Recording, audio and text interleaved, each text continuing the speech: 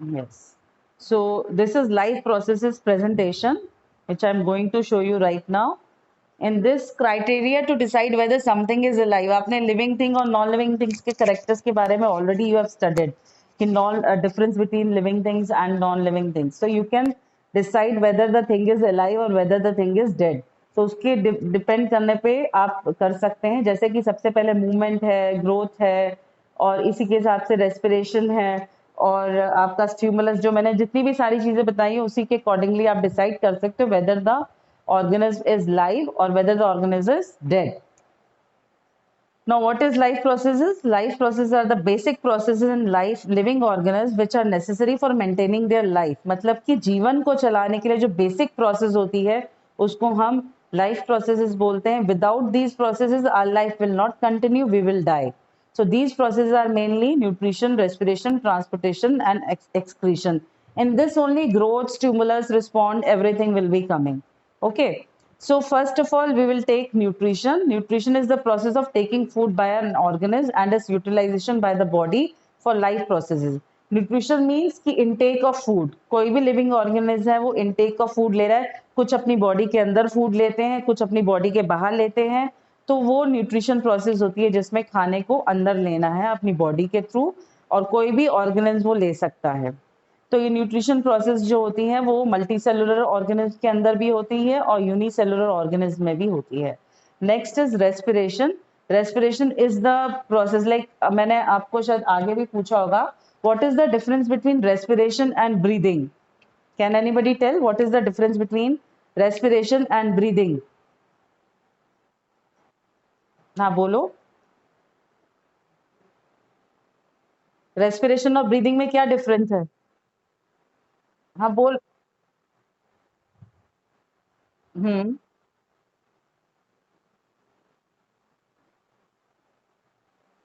नहीं, that is not the process. Anybody else?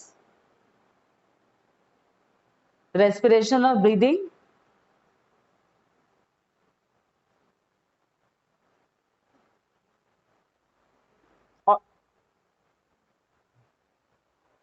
तो taking out of carbon dioxide नहीं होगा ब्रीदिंग?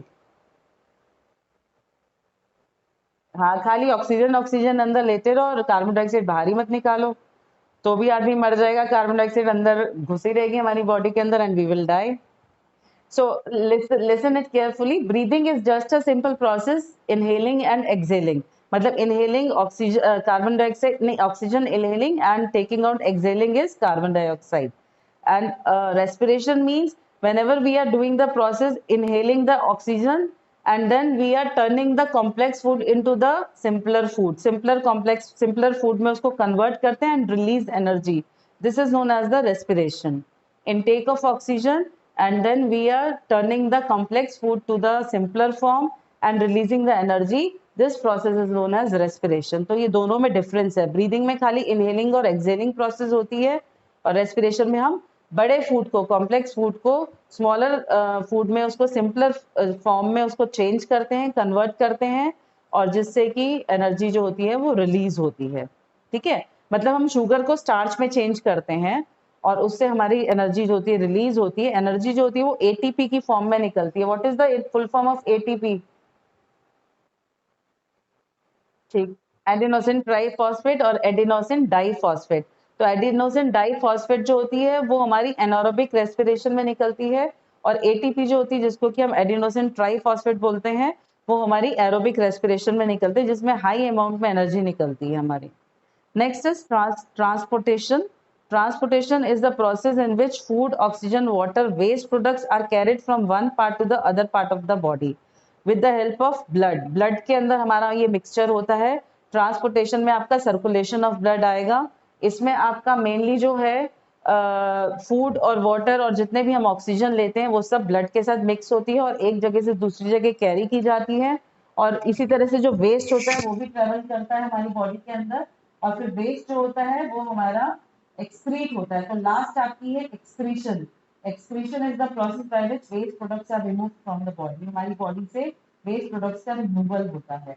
ट्रांसपोर्टेशन जो होता है आपकी प्रोसेस ये प्लांट्स के अंदर भी होती है, एक्सक्रीशन भी प्लांट्स के अंदर होती है, respiration is also in plants and nutrition is also in plants. मतलब ये सारी एक्टिविटीज भी प्लांट्स के अंदर होती है, इसीलिए हम प्लांट्स को भी लिविंग ऑर्गेनिज्म कहते हैं। ठीक है, और ये नीचे चारों सिस्टम जो आपको दिख रहे हैं, चारों सिस्टम आपके nutrition, respiration, transportation and excretion systems हैं जो आपको बने हुए दिख रहे हैं। ठीक है, नेक्स्ट हम डिटेल में नहीं जाएंगे ज्यादा। न्यूट्रिशन आपको पता ही है कि nutrition is the process of taking food by an organism. अपने खाने को लेना जिससे कि वो अपनी ग्रोथ कर सके, उसकी बॉडी की रिपेयर हो सके, जितने भी डैमेज बॉडी पार्ट्स हैं वो ठीक हो सके और एनर्जी रिलीज हो। जब हम खाना नहीं खाते तो वी फील वीक, हम वीक फील करते हैं, हम थक जाते हैं, या हम रनिंग करके आते हैं, भाग के आते हैं, तो हमारी एनर्जी जो होती है वो एग्जॉस्ट हो जाती है और फिर हमें भूख लग जाती है कि हमें खाना खाना है, बिकॉज हमें एनर्जी चाहिए, हम एकदम से थकावट महसूस होती है। तो इसलिए न्यूट्रिशन जो है, food intake is very very important. And in this also you have to take the all type of nutrients, जितने भी वेराइटी के न्यूट्रिएंट्स होते हैं वो सारे न्यूट्रिएंट्स की इनटेक आपको लेनी है। अगर न्यूट्रिएंट्स की इनटेक अगर कम हो गई है तो उसमें क्या प्रॉब्लम आएगी कि उसमें आपकी बॉडी में जो एनर्जी है रिलीज नहीं होगी और बैलेंस डाइट नहीं मिल पा रही है आपको, जिसकी वजह से कुछ डेफिशिएंसी डिजीज हो सकती है आपको। तो उसके लिए बैलेंस डाइट लेना जरूरी है। Balance diet is a diet in which all the nutrients are present in proper amount. मतलब किसी भी न्यूट्रिएंट की कोई कमी नहीं है, प्रॉपर अमाउंट में सारे न्यूट्रिएंट्स आपकी बॉडी के अंदर जा रहे हैं और आपको डाइट जो है अच्छे से मिल रही है। तो nutrition of modes of nutrition और different type of modes of nutrition, इसमें आप ऑटोट्रॉपिक न्यूट्रिशन, हेटरोट्रॉपिक न्यूट्रिशन पढ़ेंगे। Auto means self, trophic means nutrition मतलब अपने आप न्यूट्रिशन लेना, एंड हेट्रो मीन्स डिफरेंट मतलब किसी और से न्यूट्रिशन लेना, अपने आप नहीं बनाना। तो ऑटोट्रॉपिक में आपके प्लांट्स आते हैं जो अपना खाना खुद बनाते हैं with the help of the photosynthesis process. ये मैं आपको इसलिए जल्दी जल्दी पढ़ा रही बिकॉज ये ऑलरेडी आप पढ़ चुके हो। अगर किसी को भी बच्चे को इसमें डाउट है, कुछ समझ नहीं आता, तो you can ask me separately or in the chat box if you want to ask any question you can ask. क्योंकि ये हम क्लास 5th 6th से पढ़ते आ रहे हैं तो आपको शायद ये सब चीजें क्लियर होगी कि ऑटोट्रॉपिक न्यूट्रिशन क्या होता है, हेटरोट्रॉपिक न्यूट्रिशन क्या होता है, कौन इसके पार्ट्स होते हैं, एग्जाम्पल्स क्या है इसके। तो ये सब आप चीजों आपको पहले पता है ऑलरेडी। तो हेटरोट्रॉपिक न्यूट्रिशन जो होता है वो all animals, fungi, bacteria, human beings इनके थ्रू होता है बिकॉज हम अपने खाने के लिए दूसरे के ऊपर डिपेंड करते हैं, हम अपना खाना खुद नहीं बना सकते हैं। तो we are heterotrophic nutrition. Now types of heterotrophic nutrition are there like saprophytic आपने सुना होगा या saprotropic आपने सुना होगा, parasitic है, holozoic nutrition। What is holozoic nutrition? कौन बताएगा?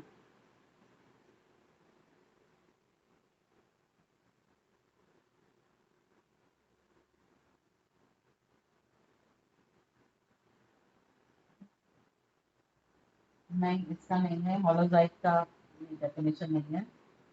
Animal else?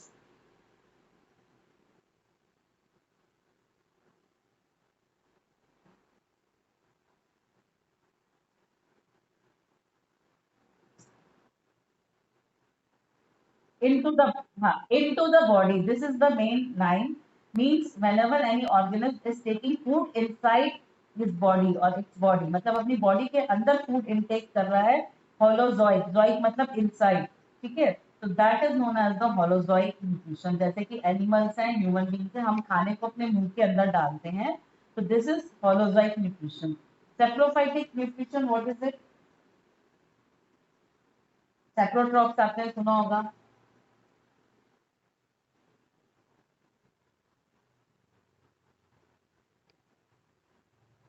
नहीं नहीं, this is not the thing.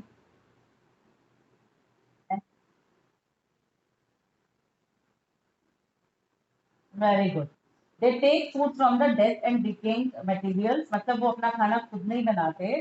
जैसे आपने मशरूम्स देखा है, मशरूम जो होते हैं वो आपको जंगली मशरूम आपको जगह जगह मिल जाएंगे, एंड वो अपने आप ही ग्रोथ हो जाती है। उनको उनको उगाने के लिए ना कोई हम सीड डालते हैं, ना कोई उसके लिए प्लांट लगाते हैं, वो अपने आप ही ग्रो कर जाते हैं। तो they are saprophytic, they are saprotrophs, मतलब कि उनको ग्रोथ के लिए दूसरे के ऊपर डिपेंड करते हैं और वो अपना खाना उनसे लेते हैं। Next is parasitic. What is parasitic?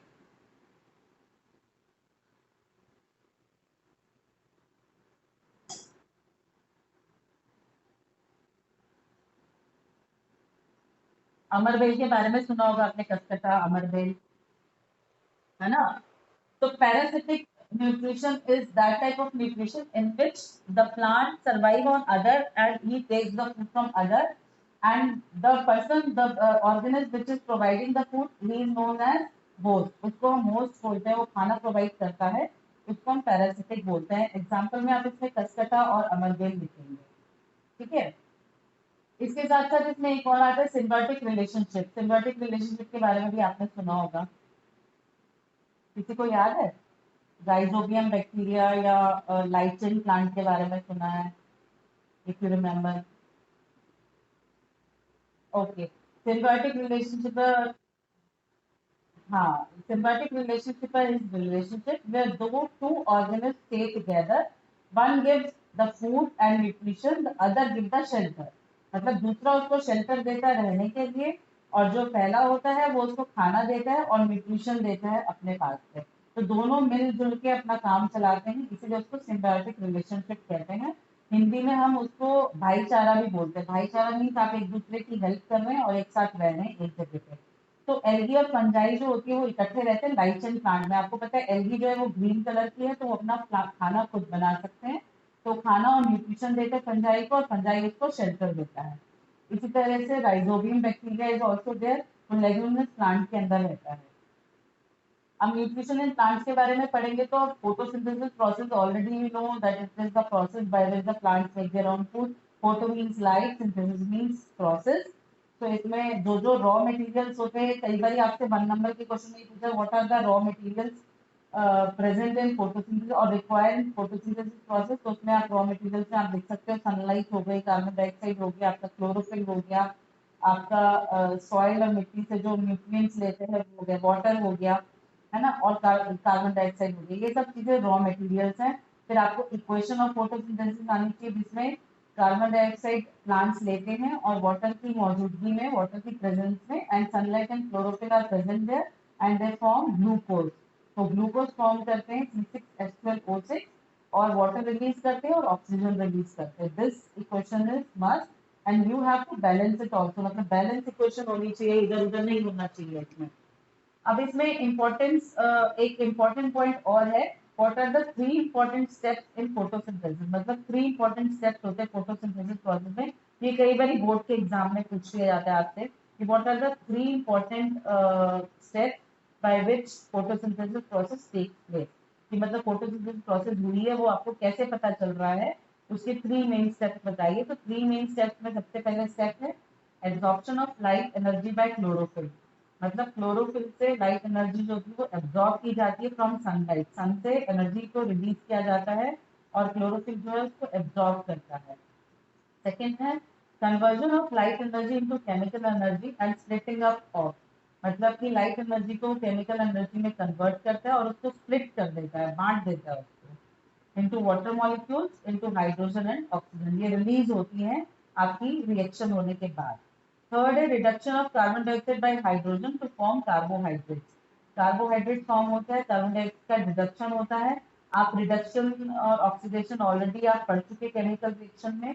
तो मतलब कि कार्बन डाइऑक्साइड का इसमें रिड्यूस हो जाती है और वो हाइड्रोजन के साथ मिलके कार्बोहाइड्रेट बना लेती है। तो ये 3 इम्पोर्टेंट स्टेप्स हैं, ये बहुत इंपॉर्टेंट है। ये किसी भी समय कभी ना कभी पेपर में आएंगे, चाहे वो आपके FA1 में आ जाए या SA1 में आए या आपके फाइनल में बोर्ड एग्जाम्स में आए। ये बहुत ही इंपॉर्टेंट क्वेश्चन है, ठीक है। नेक्स्ट ये तो फोटोसिंथेसिस प्रोसेस ऑलरेडी आपको पता है। जब भी आपसे फोटोसिंथेसिस प्रोसेस के बारे में आएगा तो आपको ये डायग्राम भी बनाना है। उसके बाद हम बात करते हैं chlorophyll. It is a green colour pigment which is present on the surface of the leaf. इसका मेन फंक्शन होता है कि खाना बनाना। अब मैं आपसे एक क्वेश्चन और पूछना चाहती हूँ कि जैसे कि आप देखते हो यूजुअली जनरली आपके जो प्लांट्स होते हैं उनका कलर ग्रीन कलर होता है, बट कुछ प्लांट्स ऐसे होते हैं जिनका कलर रेड होता है, वायलेट होता है, पर्पल होता है, ब्राउन कलर होता है। Are they able to make the food? बताओ आंसर। कैसे बना सकते हो, उनका तो ग्रीन कलर नहीं है। कौन से अमाउंट में होता है? स्मॉल।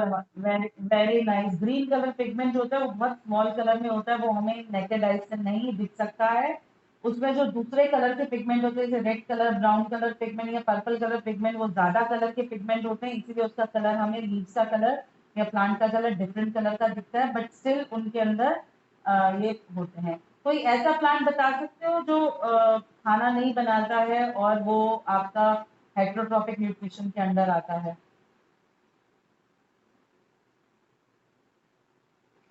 Yes please. वो खाने के लिए दूसरे के ऊपर डिपेंड करता है, ऐसा कोई प्लांट? आपने इंसेक्टिवोरस प्लांट के बारे में सुना है? Pitcher plant.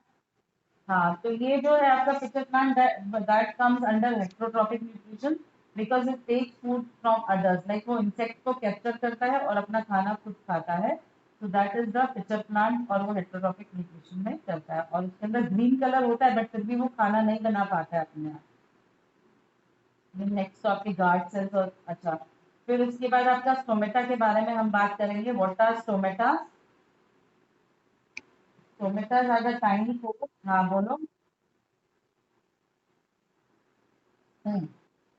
They have got their two functions, उनके दो फंक्शंस होते हैं। कौन कौन से फंक्शंस होते हैं? हाँ, और सेकंड फंक्शन?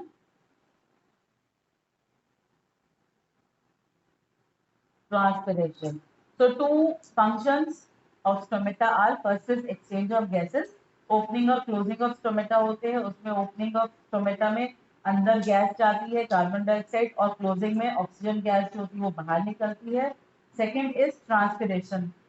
वो ट्रांसपिरेशन में हेल्प करता है। Transpiration is the process in which excess water is remove from the plant. जो पानी एक्स्ट्रा होता है प्लांट के अंदर, उसको वो स्टोमेटा के थ्रू बाहर निकाल देता है। तो these are the two function. Stomata का डायग्राम आपको बनाना आना चाहिए। गार्ड सेल्स कहाँ होते हैं उसको पता होना चाहिए। क्लोरोफिल कहाँ प्रेजेंट होता है गार्ड सेल्स के ऊपर, वो आपको पता होना चाहिए। कई बार लेबलिंग आ जाता है डायग्राम की, लेबल है, डायग्राम बना हुआ है बट आपको लेबल करना है उसमें। क्लोरोफिल बताना है, गार्ड सेल्स कहाँ पर है वो बताने हैं, उसके बाद न्यूक्लियस कहाँ पर दिखता है वो दिखाना है आपको इसमें। तो ये और the right the two functions of stomata, ये चीज आ जाती है। तो ये आप देख सकते हैं। इसकी हमने स्लाइड, आपने देखी थी स्लाइड जब हमने प्लांट सेल बनाया था स्टोमेटा की? ओके। तो these are the stomata, close view you can see कहाँ पर प्रेजेंट होता है। इसके बाद नेक्स्ट आपका activity show that chlorophyll is necessary for photosynthesis. इसमें मेनली आपको पॉटेड प्लांट बनाना है। उसको आप एक को डार्क रूम में रख दीजिए, एक को आप लाइट, एक को आप सनलाइट के नीचे रखेंगे। तो उसके बाद आप ये देखेंगे, जस्ट अ मिनट, उसके बाद आप ये देखेंगे थोड़े दिन बाद जब आप स्टार्च टेस्ट करेंगे बीज को लेके आयोडीन डाल के, तो आप देखेंगे जो सनलाइट में है प्लांट उसमें ब्लू ब्लैक कलर टर्न हो रहा है। बट अगर आप उसको जो अंडर प्रोसेस डार्क में रखा हुआ है आपने डार्क रूम में, उसकी प्लांट बीज को लेंगे तो उसमें कोई कलर चेंज नहीं होगा, ब्लू ब्लैक कलर नहीं आएगा। इसका मतलब उसमें स्टार्च बना ही नहीं, उसमें खाना ही नहीं बना, जिसकी वजह से जो प्लांट के लिए सनलाइट होना बहुत जरूरी है। नेक्स्ट है आपका carbon dioxide is necessary for photosynthesis. इसके लिए भी एक्टिविटी है, बट ये जब हम आपकी प्रैक्टिकल का देखेंगे तब हम करेंगे इसको। हम इससे आगे बढ़ते हैं। Nutrition in animals. एनिमल्स मतलब मल्टी सेलुलर और यूनिसेलुलर ऑर्गेनिज्म के अंदर ये एक्टिविटी होती है, जिसमें कि हम बात करेंगे न्यूट्रिशन इन अमीबा। तो ऑलवेज जब भी आप न्यूट्रिशन की बात करते हैं तो उसमें अगर हम ह्यूमन बीइंग की बात कर रहे हैं या प्लांट्स एनिमल्स की बात कर रहे हैं, तो every time it happens in 5 steps. 5 steps में होता है। एनीबडी रिमेम्बर 5 स्टेप्स कौन कौन से होते हैं?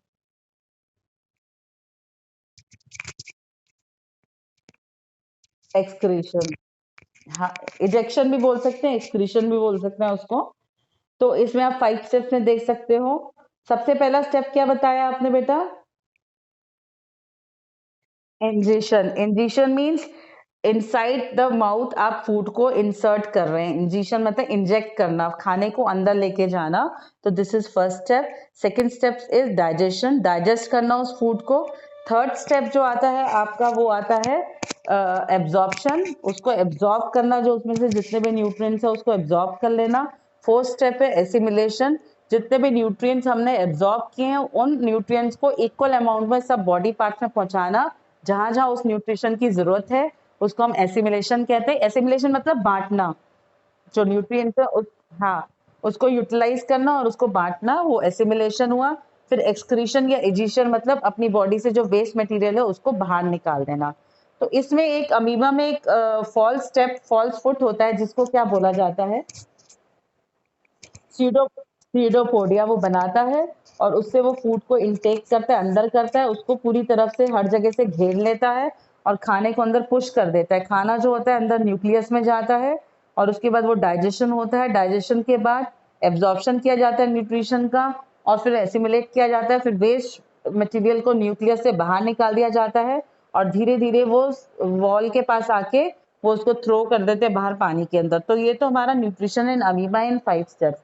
अगर न्यूट्रिशन इन अमीबा आता है तो इसको 5 स्टेप्स को आपको डिस्क्राइब करना है विद द पिक्चर्स, मतलब 5 पिक्चर्स में आपको इसको एक्सप्लेन करना है कि ये 5 प्रोसेस किस तरह से हो रही है, और उसको लेबलिंग करना है। जैसे साइटोप्लाज्म आप लेबल करोगे, न्यूक्लियस लेबल करोगे, सेल वॉल आपने लेबल की, इसको न्यूक्लियस होता है उसको लेबल कर दिया आपने, फूड वैक्यूल इसमें प्रेजेंट होती है उसको आपने लेबल कर दिया। तो ये आपको इसको लेबलिंग करके दिखाना पड़ेगा।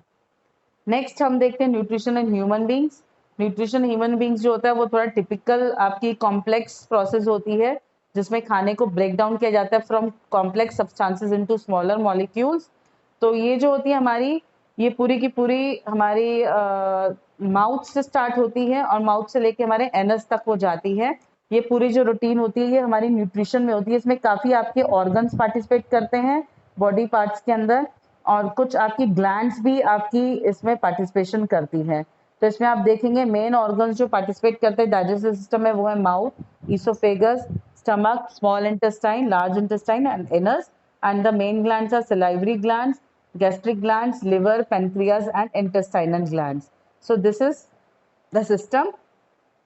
अब इसमें आप देखेंगे कि कुछ ऐसे एंजाइम्स भी हमारी बॉडी में रिलीज होते हैं जो खाने को छोटे पार्ट्स में, स्मॉलर पार्ट्स में तोड़ने में हेल्प करते हैं। तो काफी एंजाइम्स हमारी बॉडी के अंदर रिलीज होते हैं जो इस चीज को करने में हेल्प करते हैं, डाइजेशन करने में या न्यूट्रिशन लेने में। ठीक है, अब ये आपका प्रॉपर आपका डाइजेस्टिव सिस्टम है। अगर न्यूट्रिशन इन ह्यूमन बींग्स आएगा तो ये डायग्राम आपको ड्रॉ करना पड़ेगा। और ये आपका जो है स्टार्ट होता है माउथ से। तो माउथ से जब स्टार्ट होता है तो उसमें सबसे पहले जो हमारी आती है जिसको कि हम बकल कैविटी बोलते हैं। Buccal cavity comprises of 3 things. कौन कौन सी होती है बकल कैविटी में, क्या क्या चीजें आती हैं?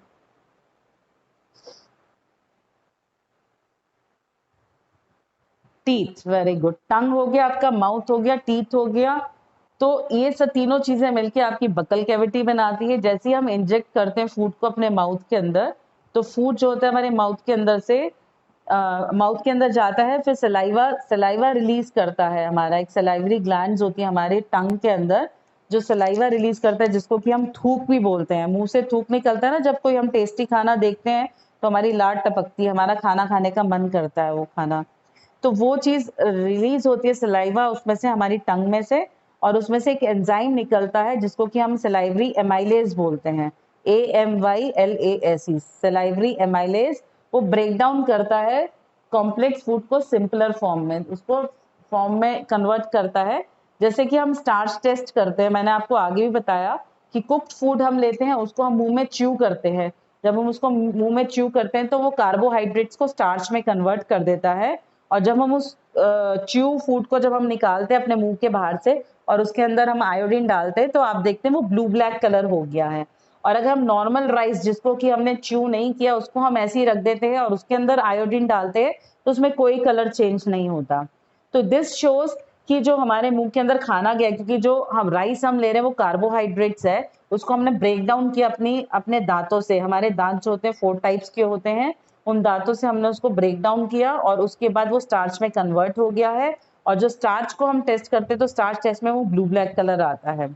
तो दिस शोज कि जो हमारा न्यूट्रिशन जो हम डाइजेशन कर रहे हैं वो हमारे माउथ से ही स्टार्ट हो गया है। और फिर उसके बाद जो ये खाना होता है, टंग जो होती है उसको रोल ऑन करके खाने को हमारी फूड पाइप के अंदर भेजती है। फूड पाइप जो है उसको हम ईसोफेगस भी बोलते हैं, ईसोफेगस कहलाता है। और ईसोफेगस में एक मूवमेंट होता है जिसको कि हम पेलिस्टेटिक मूवमेंट बोलते हैं। कोई बता सकता है what do you mean by peristaltic movement?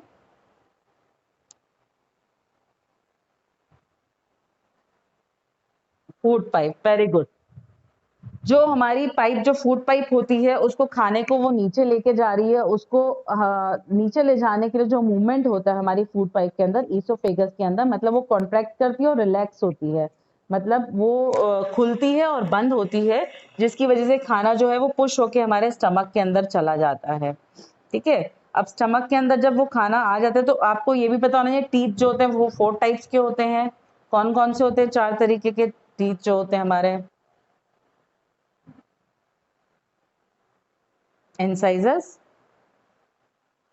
Okay, तो 4 टाइप के होते हैं, इन चारों के फंक्शन अलग अलग होते हैं। कोई तोड़ने का काम करता है, बाइट करने का, कोई ग्राइंड करने का, कोई स्मॉल पीसेस में करने के लिए, कन्वर्ट करने में, इस तरह से वो पीसेस में कन्वर्ट करते हैं। ठीक है, अब हम बात करते हैं कि स्टमक में हमारा खाना आ गया ईसोफेगस पेलिस्टेटिक मूवमेंट से, ईसोफेगस के थ्रू जब स्टमक में आता है, तो जैसे स्टमक में आता है तो गैस्ट्रिक जूसेस रिलीज होते हैं हमारे स्टमक के अंदर से, जो 3 चीजों के कंप्राइज होते हैं। सबसे पहले होता है पेप्सिन, फिर होता है हाइड्रोक्लोरिक एसिड, और तीसरा होता है mucus. Hydrochloric acid is the acid which is release from the walls of the stomach. तो HCl जिसको कि हम बोलते हैं हाइड्रोक्लोरिक एसिड, और ये एसिड बहुत एसिडिक होता है, हाई अमाउंट में एसिडिक होता है। ये वीक एसिड नहीं है, ये स्ट्रॉन्ग एसिड है। कई बार आप ये देखते हैं कि हमें एसिडिटी हो जाती है। एसिडिटी इसीलिए हो जाती है या तो हम बहुत मिर्ची वाला खाना खा लेते हैं, ऑयली खाना खाते हैं, या किसी टाइम पे हम भूखे रह गए, फास्टिंग रख ली हमने, तो हमारी बॉडी के अंदर एसिड रिलीज हो जाता है और वो फूड के ऊपर काम नहीं कर पा रहा है, जिसकी उसको फूड नहीं मिल रहा स्टमक के ऊपर, जिससे कि वो हमारी वॉल्स को इफेक्ट करता है। तो इससे हमें जलन महसूस होती है, और इसी की वजह से जो हमारे स्टमक की वॉल्स होती हैं वो प्रोटेक्ट नहीं रह पाती, क्योंकि एसिड जो होता है वो हाई अमाउंट में रिलीज हो जाता है। तो एसिड को कम करने के लिए, और एसिड का स्टमक की वॉल्स पे, ताकि हमारा वो ना हो, इफेक्ट ना हो, उसके लिए हमारी बॉडी से स्टमक के अंदर से ही एक रिलीज होता है जिसको कि हम म्यूकस बोलते हैं। तो म्यूकस जो रिलीज होता है वो हमारी स्टमक की वॉल्स को कंट्रोल करता है, उसको प्रोटेक्ट करता है फ्रॉम दिस HCl। तो अगर आपसे हम पूछते हैं कि what is the function of mucus, तो mucus helps in protecting from HCl the stomach walls. It just stick the stomach walls की बाहरी सतह पे वो स्टिक हो जाता है, जिससे कि HCl जो होता है वो डायरेक्टली हमारी स्टमक की वॉल्स के ऊपर इफेक्ट नहीं कर सकता, और अल्सर फॉर्म नहीं होते। आपको सुना होगा अल्सर हो जाते हैं, जैसे छाले हो जाते हैं, वैसे हमारे मुंह के अंदर भी छाले हो जाते हैं जब हम पानी कम पीते हैं, तो मुंह के अंदर छाले हो जाते हैं। इसी तरह स्टमक की वॉल्स के अंदर भी अल्सर हो जाते हैं, और अल्सर का ट्रीटमेंट अगर हम ठीक से नहीं करते तो कैंसरस हो सकते हैं, कैंसर की फॉर्म भी चेंज हो सकती है उसकी। तो first is mucus. Mucus protects us from the HCl, it stick to the walls of the stomach and it helps to protect from HCl, release of HCl। जो रिलीज होता है HCl उससे प्रोटेक्ट करता है म्यूकस। तो mucus का function ये हो गया। सेकेंडली आता है पेप्सिन। पेप्सिन एक एंजाइम होता है जो खाने के ऊपर एक्ट करता है, और उसको आपको छोटे स्मॉलर पार्ट्स में उसको डिवाइड कर देता है, और उसका मीडियम जो होता है वो एसिडिक कर देता है। तो ये पेप्सिन का काम है कि पेप्सिन उसको हेल्प करता है। थर्ड हमारा आता है HCl। HCl के 2 फंक्शन होते हैं। सबसे पहला फंक्शन होता है कि उन एंजाइम्स को किल करना जो हमारे माउथ के साथ बैक्टीरिया जो हैं वो फूड के साथ अंदर आ गए हैं हमारी बॉडी के अंदर, to kill the bacteria which enters through the food through the mouth with the help of the food, वो हमारी बॉडी के स्टमक के अंदर आ जाते हैं, उनको किल करना। तो फर्स्ट फंक्शन उसका हो गया कि बैक्टीरिया को किल करना। सेकेंड फंक्शन जो उसका फंक्शन होता है, to help to make the food acidic, खाने को एसिडिक बना देना, जिससे कि पेप्सिन जो है उसके ऊपर एक्ट कर सके। अगर खाना जो है एसिडिक नहीं होगा तो पेप्सिन जो है उसमें एक्ट नहीं कर पाएगा और उसको ब्रेक डाउन नहीं कर पाएगा, प्रोटीन्स और लाइप उसके अंदर क्या बोलते हैं उसको ब्रेक डाउन नहीं कर पाएगा फूड को इनटू स्मॉलर पार्ट्स में। तो HCl के 2 फंक्शन आपको लर्न करने हैं। 1 नंबर के क्वेश्चन में कई बार ये पूछ लिया था what are the function of HCl। सबसे फर्स्ट फंक्शन है टू किल द बैक्टीरिया। अगर इसको आपको डिस्क्राइब करना है तो आप अच्छे से डिस्क्राइब कर सकते हो कि खाने के साथ बैक्टीरिया कुछ हमारे माउथ के एंटर हो जाते हैं, और वो बैक्टीरिया जो होते हैं वो खाने के साथ साथ हमारे स्टमक में आ जाते हैं। तो स्टमक में HCl जो है उन बैक्टीरियाज को किल कर देता है। सेकेंडली आपको देखना है कि वो खाने को एसिडिक बना देता है। Just principal sir is calling. Okay, खाने को वो एसिडिक बना देता है, जिसकी वजह से पेप्सिन जो होता है उसके ऊपर एक्ट कर पाता है और उसको स्मॉलर सब्सटेंसेस में तोड़ सकता है। ठीक है, अब ये जो खाना होता है हमारा सीधा जाता है स्मॉल इंटेस्टाइन में। जैसे ही स्मॉल इंटेस्टाइन में पहुंचता है ये हमारा खाना, वैसे ही लिवर जो हमारा एक ग्लैंड है, liver is the largest gland, liver से बाइल जूस रिलीज होता है। ठीक है, अब आपको मैं ये बताना चाहूंगी, sometimes one question comes, from where does the bile juice release, what is the function of bile juice, where it is stored, उसको कहाँ स्टोर किया जाता है बाइल जूस को? कौन बताएगा इसका आंसर? बाइल जूस कहाँ से रिलीज होता है, कहाँ पे स्टोर किया जाता है, उसका फंक्शन क्या है बाइल जूस का? Anybody knows the answer? Okay listen, bile juice is release from the liver, सबसे पहले वो लिवर से निकलता है, उसके बाद it is stored in the gall bladder, उसको गॉल ब्लैडर में स्टोर कर दिया जाता है। And what is the function of bile juice?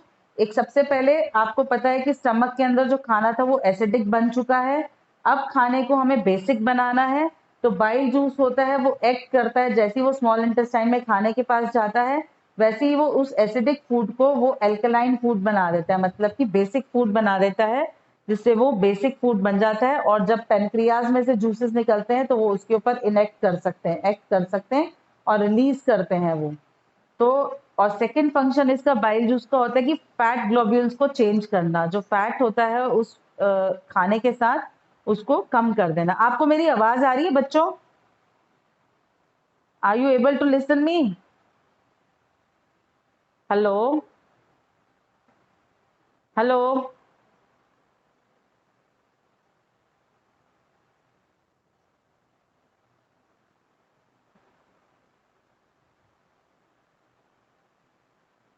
Hello.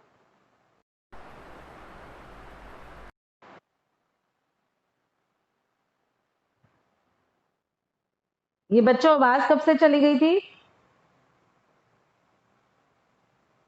Hello. बहुत देर से मुझे फोन कर देता ना कोई बच्चा, मैं तो बोले जा रही इतनी देर से। चलो अब,